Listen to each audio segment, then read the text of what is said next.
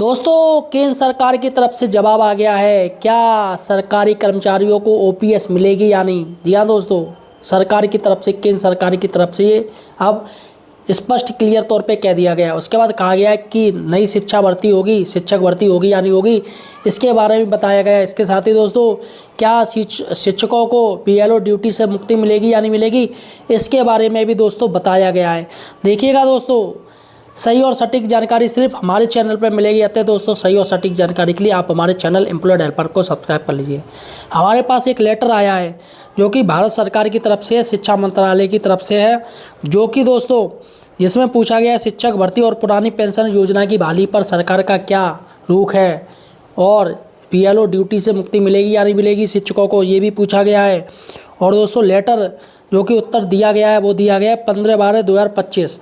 यहाँ साथियों, तो यहाँ पर जो प्रश्न पूछे गए दोस्तों, ये श्री रमाशंकर विद्यार्थी राजभर द्वारा प्रश्न पूछे गए कुल 5, और जिनका जवाब दिया गया है शिक्षा मंत्रालय में राज्य मंत्री हैं जिनका नाम है श्री जयंत चौधरी, उनकी तरफ से जवाब दिया गया है।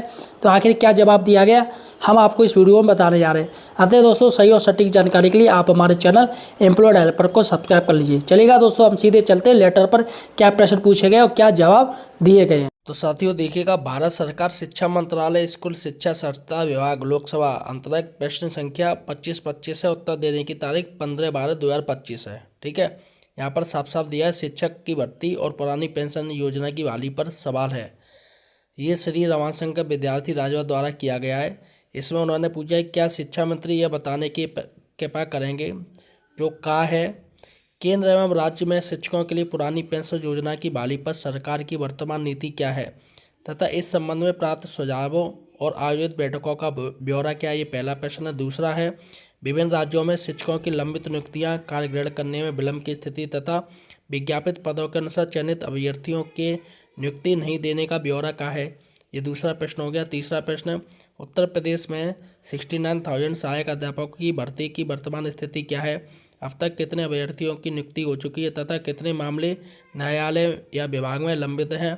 और चौथा प्रश्न है क्या सरकारी शिक्षकों को अध्यापन के अतिरिक्त चुनाव, जनगणना, सर्वेक्षण कार्यों की जिम्मेदारी दी जाती, यदि हाँ तो तत्संबंधी ब्यौरा क्या है।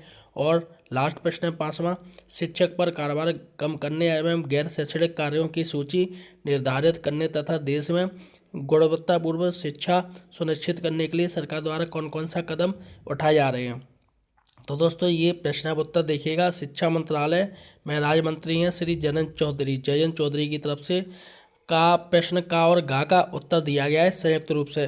देखिएगा, शिक्षा संविधान के समवर्ती सूची का विषय है और अधिकांश स्कूल सम्मिलित राज्य और संघ राज्य क्षेत्र के सरकारों के प्रशासनिक नियंत्रण में है।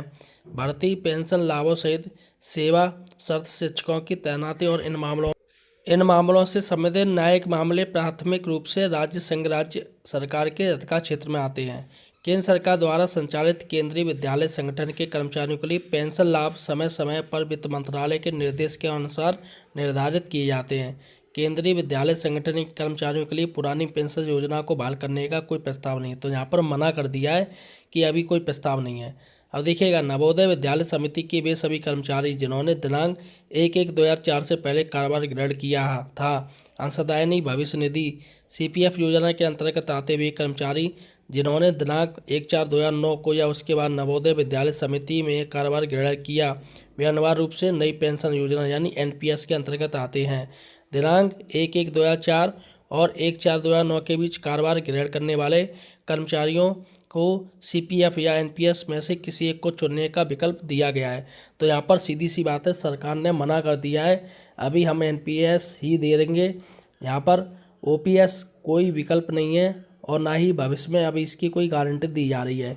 तो यहाँ पर ये उत्तर दे दिया है कि किसी भी सरकारी कर्मचारी को ओपीएस अभी फ़िलहाल सरकार नहीं देगी, ना ही इसका कोई प्रस्ताव है। चलेगा, नेक्स्ट जो प्रश्न पूछे गए थे उनका अब हम जवाब तलाशते और क्या क्या दिया गया है।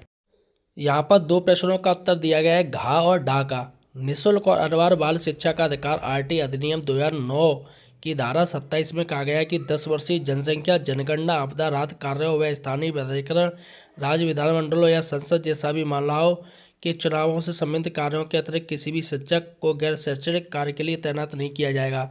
शिक्षा मंत्रालय ने सभी राज्यों और संघ राज्य क्षेत्रों को निर्देशानुसार भी जारी किए हैं, जिसमें इस बात पर बल दिया गया है कि शिक्षकों को आरटी अधिनियम के अनुसार निर्धारित कार्यों के अलावा किसी अन्य गैर शैक्षणिक कार्य के लिए तैनात नहीं किया जाना चाहिए। सरकार ने शिक्षकों के कारोबार को कम करने के लिए शिक्षा की गुणवत्ता को सघन करने के लिए कई उपाय किए हैं। इनमें उनकी सहायता करनी है, जिनमें निम्नलिखित है।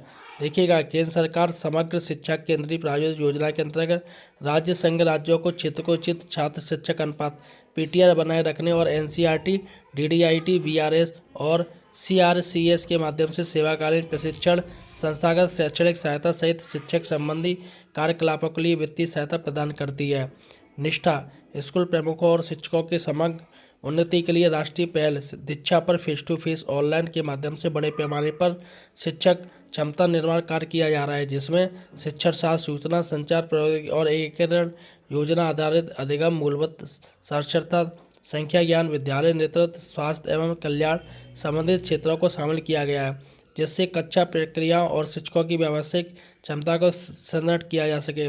एनईपी 2020 के संदर्भ में शिक्षकों के लिए राष्ट्रीय व्यावसायिक मानक एनपीएसटी मार्गदर्शक दस्तावेज और राष्ट्रीय मेंटरिंग मिशन यानी एनएनएम को लुबिक जारी की गई है, ताकि शिक्षकों की दक्षता को परिभाषित किया जा सके और सेवारत शिक्षकों को शिक्षण अभ्यास में सुधार करने और व्यावसायिक अलगाव को कम करने के लिए परामर्श सहायता प्रदान की जा सके।